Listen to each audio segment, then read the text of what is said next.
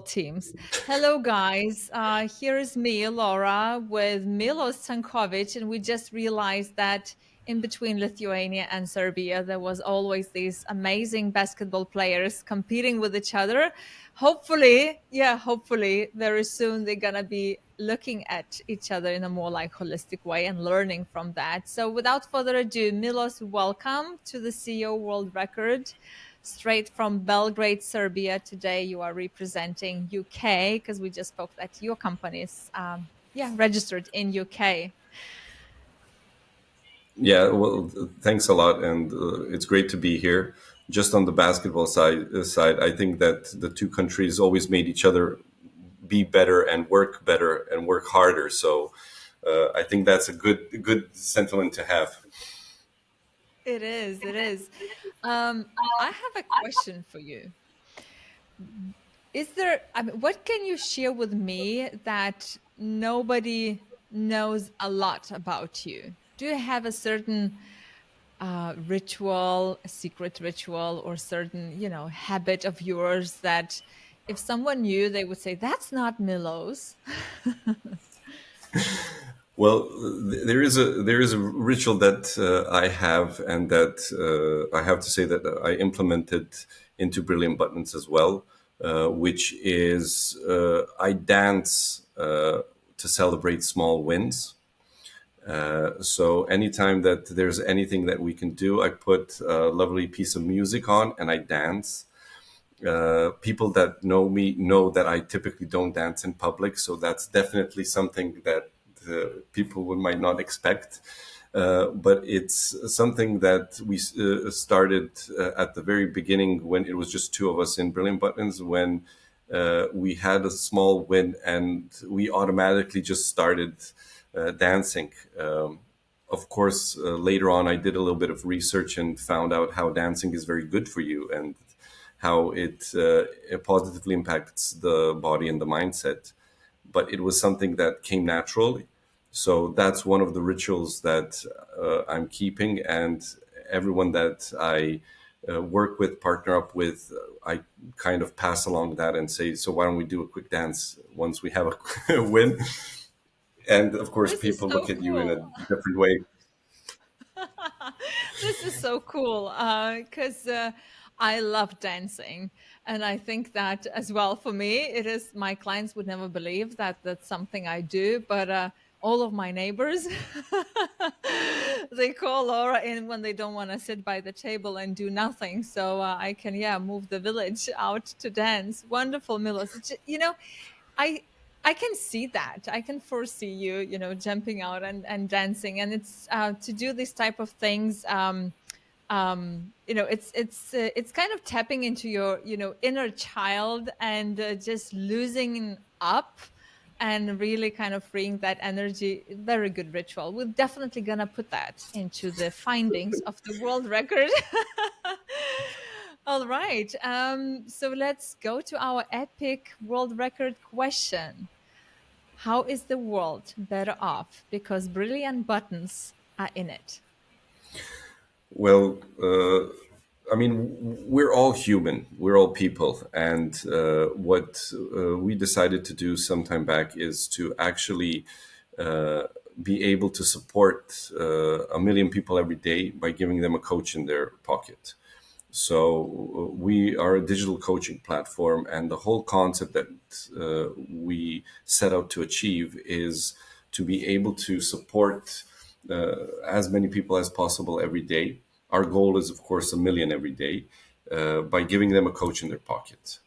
A coach is something completely different than, let's say, anything else that I experienced before. Uh, Coming from Serbia, I have a very, let's say, colorful background and history. I traveled the world quite often, but there was a dark period in my country where actually coaching supported me to move away from, let's say, the darkness and go more into the light, and actually to become a person that tries to help and build people up rather than try to, I don't know, put them down in any way. So having an option to provide companies the opportunity, for example, to offer coaching to literally everyone into the company, that impacts change within the company. For individuals, it's a great thing to have. And I believe, because I have two small kids, that I think that that will make the world a little bit better, and that at the end of the day, I can tell them that that was done because I fought to make that happen. I love that. That it was born from your inner story, so it carries your purest identity, throughout, and that's important in all the aspects, especially when your impact, the one you are seeking for, it's impacting 1 million, right, a day, right, Milos, a day. So that is like really big, audacious, and I truly, truly love the way. I mean, the bigness of your thoughts, how you think. I really want to tap into the moment when you've been growing up in Serbia as a child. Because I didn't ask how old you are, but I believe we are like quite similar of the age, and we can most likely relate to to each other's cultural experiences, right? And have you ever felt in the childhood the moments that you were somehow meant for something bigger? And if you did, um, could you take us back to that moment when you realized? Well, it's funny enough because when I was very very young, I'm pretty older than I look. I'm lucky that I look younger than I am. Okay. So when I was very young, around 4 to 5 years, I had a very dear friend of mine that always used to visit us, and he would always look at me and he would always say, "You're going to do something big."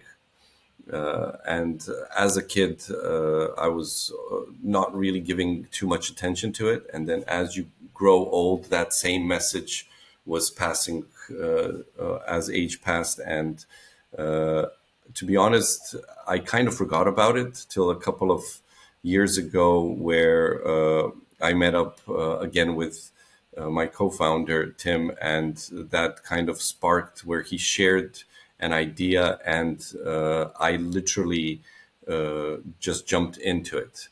So I lived in multiple countries throughout my life. My parents were travel diplomats.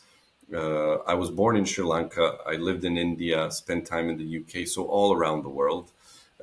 And the last period of my life, I was in the Middle East. It kind of maybe went quiet until that spark came after. And then it's typically that when you have such an idea or a spark that brings something out, you kind of remember everything that was happening in the past. So throughout my life, I had the privilege to meet a lot of interesting people, a lot of smart people, and I had that, of course, influence that element. But I think the biggest influence of that element were my parents, who always were telling us, just read, just, learn something, because that's the only thing that no one can take away from you. I had situations where I would ask about religion because of what we were going through. And I had my dad that just brought me all the books about religion and say, "I'm not going to tell you what to think or do. Here's the books, read them, and then make your own mind up," kind of. So it was that kind of element that I would say was Mhm. always growing up going with me. So I would say that it probably wasn't in a young age that I realized it. I realized it much later on, but people around me were kind of supporting and saw something that might be good. Now, will I succeed? We'll see. I believe success is in trying and success is already the first step, coming through courage, and trying to walk that path, which is not yet walkable. Yeah, and having someone seeing us for who we are, it's such a gift today, right? To experience that. And I believe as adults and as parents and as leaders, it is one of the most powerful things we can do for humanity. It is just to have this, like in an Avatar movie, you know, I see you. Like truly, that's a life shifting for some. Wow. And I agree. Sorry to interrupt, and No, I no. agree because when you say courage, one of our core values in Brilliant Buttons is show no fear, and that's a very personal one for me, to be honest, because in the past I let fear stop me, and I kind of grew in and said, okay, no more. And it's interesting that fear, 95% of the times, it's all in your head. And if you just step up and go like, I'm not going to allow fear to stop me. I'm going to use it to actually motivate me to do something new and try something new or learn something new. That's when you would start seeing a lot of different changes within yourself and actually making those bigger jumps than you would if you would sit back and go like, oh no, no, this is too scary, I'm not gonna I'm not gonna try it.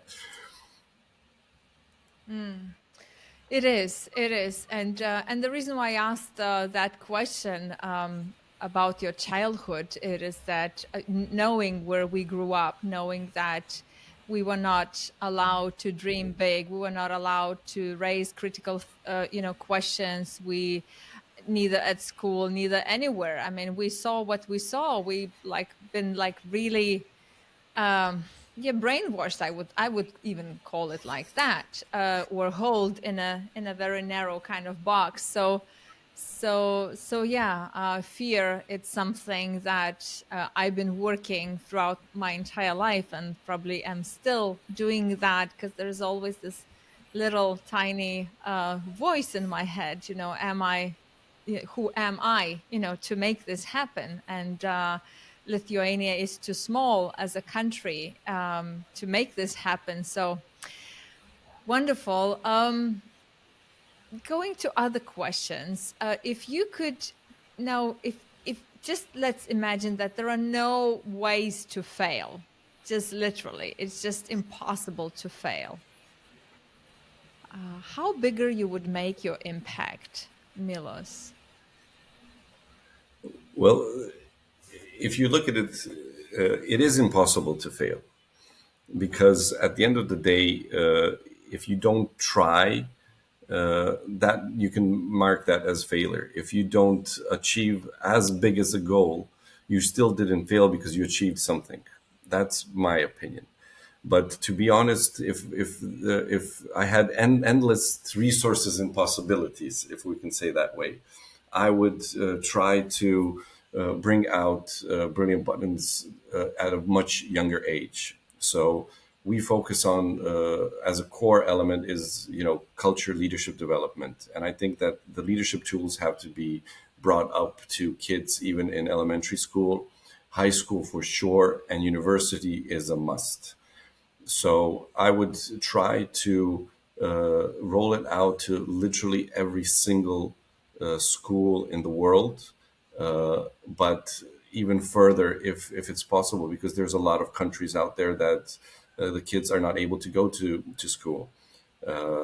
So that would be my kind of goal, is to literally reach every single child to support them so that they can gain the tools that every leader has to have to help them, fight those fear factors, gain more confidence, and be able to use the soft skills, understand what it means to listen, to talk, that you can disagree and still not have an argument, because I'm a firm believer that literally any problem could be solved if you would just sit down and talk. And so that would be my kind of goal, to not just focus on adults, but really go into a very younger age and start showing kids, as you said, maybe break those glasses and those boxes that you and I experienced, so that no one has to experience that, so that there's no limits. Yeah, it's epic, as I say. That's the word which I find in English. It is about I I believe that once we understand as adults that there are deeper causes for, I mean, of the impact we're aiming for, it's kind of easy to go downstream, right, and find those root causes and set our intention and direction. And yeah, just imagine different type of teaching, different type of education, how much more, yeah, impact that can create. My son, like today, even though he goes to a private school, we live in a quiet, like it's a third city in Lithuania. It's a quiet, like not big town, not even a city, and he doesn't always have shiny eyes for going to school. And uh and as you say, if for you guys would be possible to touch every single school and eliminate those fears, the ones we've been experiencing, and I guess kids all over the world are experiencing that. Yeah, everything starts from the vision, right? And normally that vision, as I speak to so many now of you, it somewhere was in the childhood, and it like unfolds naturally. Let's imagine now that the future of education, the future of schooling, there is nothing wrong and right. We can just reflect and talk. What would be the major changes, for example, you guys would wanna do to really shift the paradigm of conventional education in schools? Well, I mean, the conventional education would still be there. It's more about understanding what are your personal core values. What is the thing that drives you?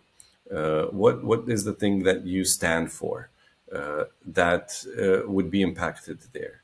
A lot of people today are looking for meaning, and to be able to find that meaning, you have to understand what your core values are and what you stand for as a person, as an individual. And then, if you can link that to a cause or a company, I'm a firm believer that companies shouldn't be run by CEOs, that they should be run by vision and mission. So if you can rally around the mission that, for example, we have of helping 1 million people every day, it doesn't really matter who's sitting in that chair. Everyone will be working to make that a possibility, and that's where you get strength and you have a long-term, sustainable goal. Because I want someone to come up and say, you're not the right person for the job. I'm a better person for the job. Great, I'll step by if you really can carry on and you really can link to the vision and mission, and you can stay, and that our core values do match what we're standing for.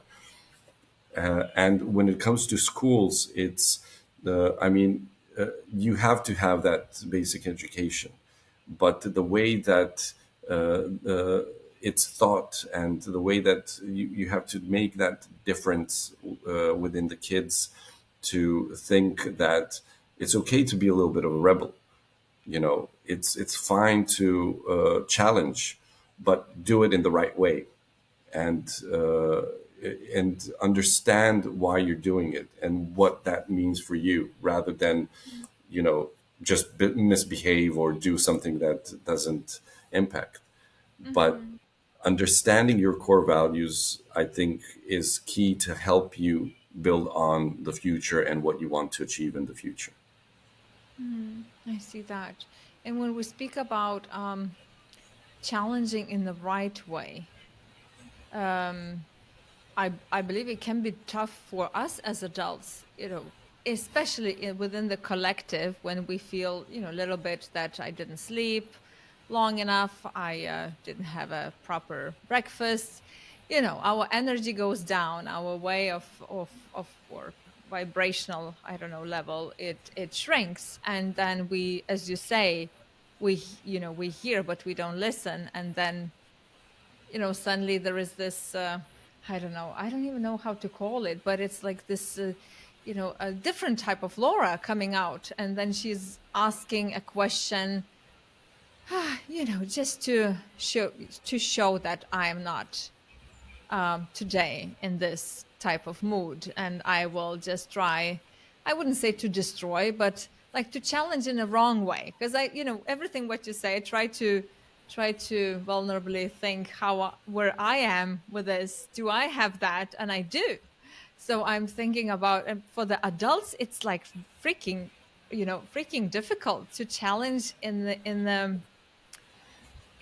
ethically, that's probably the word I would say, or yeah, aligned with values. And then when it comes to kids, it's probably even more difficult because the level of awareness we have, and kids, or them understanding that they are aware, is probably different. So what are your thoughts about that, our ability to challenge as adults?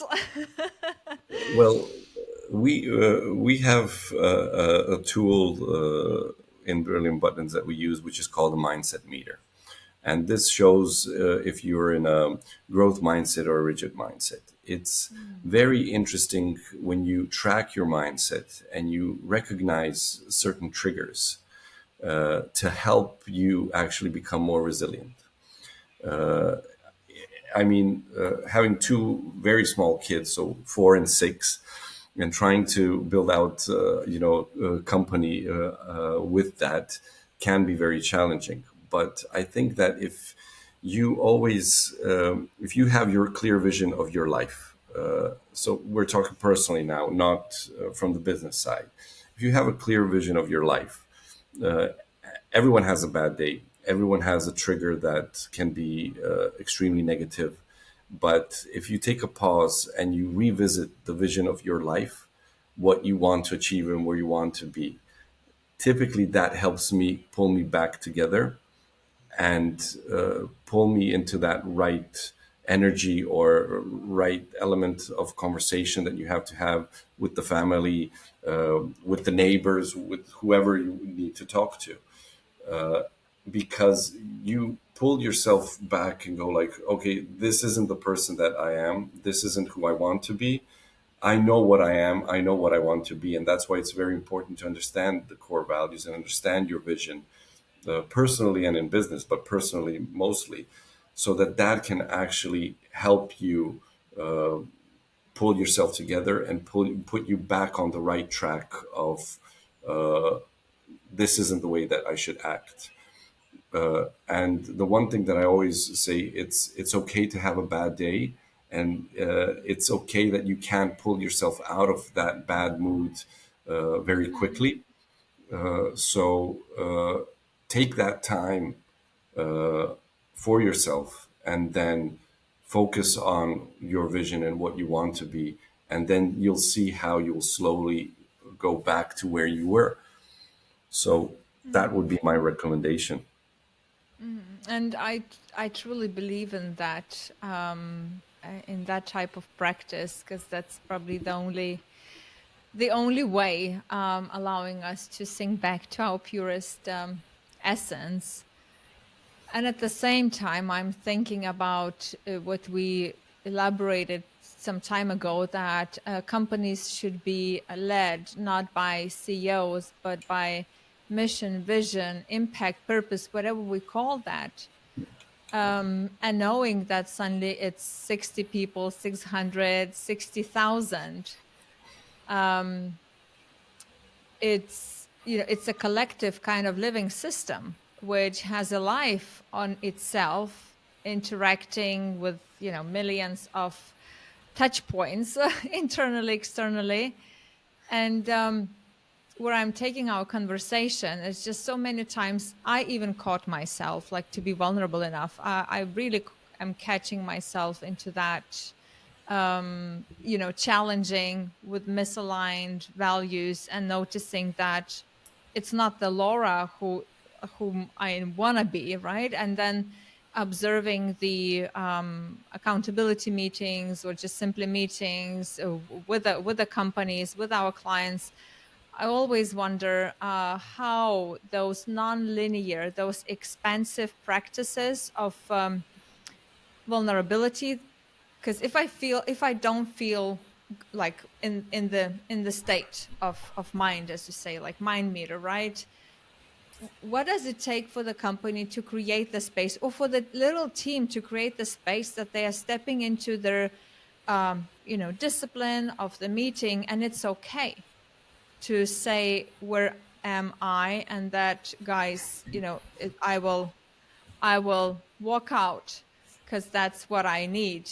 And because that would make things so much, I would say, more productive, and would create more trust, and nothing will fall apart. I mean, every team member can back in by asking questions. What can I take from you, like task based? So I wonder. I mean, again, maybe it's imagining. Maybe you already seen that somewhere. Uh, can do you think that type of rituals, that type of awareness, can be weaved into the business that has a purpose, and that purpose is both creating impact and wealth?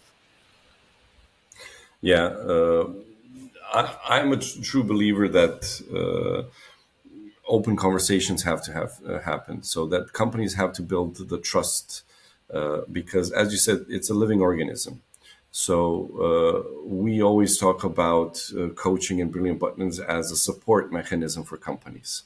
So it's a support system that's there to help you build that strong cultures, or trusted culture. We have a ritual every Friday. So Tim, who's our co-founder, he's also a leadership coach. So every Friday, the team throughout the week logs in their mindset, and it can be multiple checkings throughout the day. It's their own personal thing.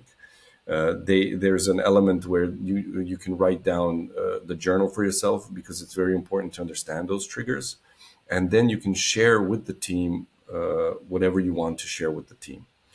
And the system has been built that we created, that it's anonymous. But what we built within time is to create that element where everyone signs actually what they said.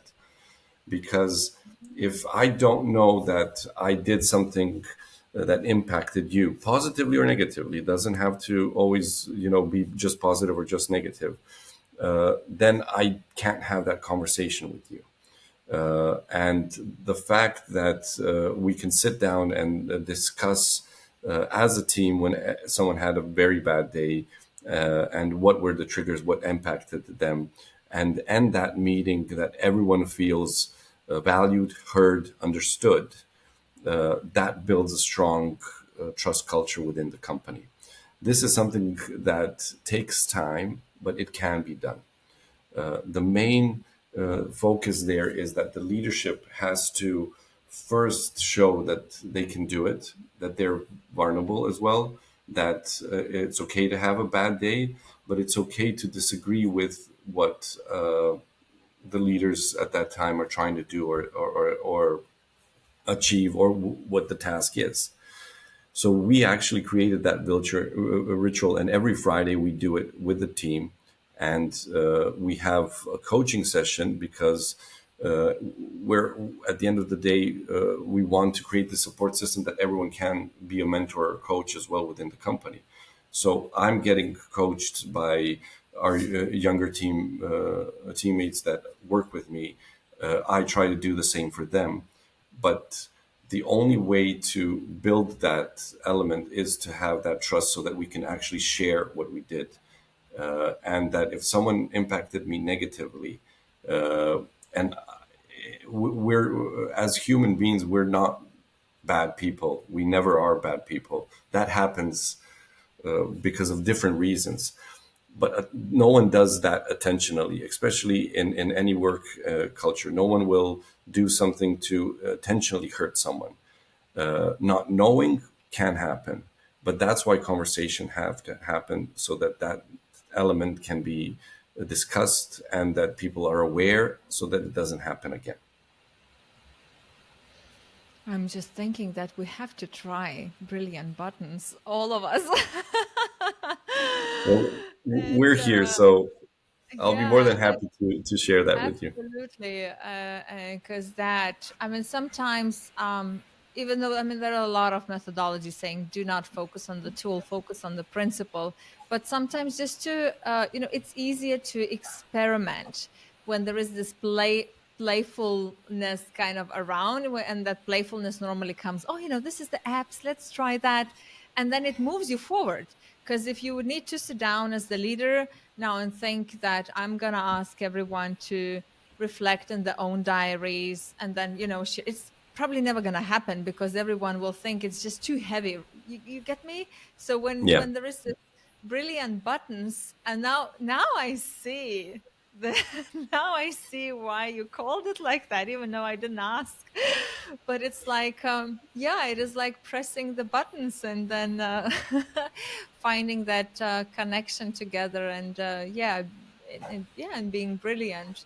Wonderful, Milos. Well, is there anything more you would want to share with us?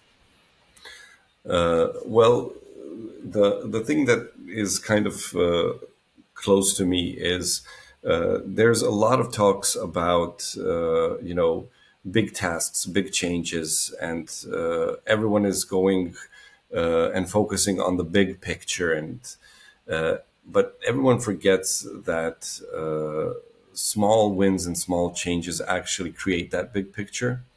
And a lot of the times people don't focus or even celebrate when they do something small, because they say, oh, it didn't reach the big picture.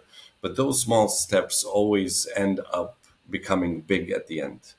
So the thing that I like to share is that, don't forget about the small things, because the small things make life, even personally and in business. It really doesn't matter. It impacts both. The culture that companies have are extremely important, especially nowadays when a lot of people are looking for meaning.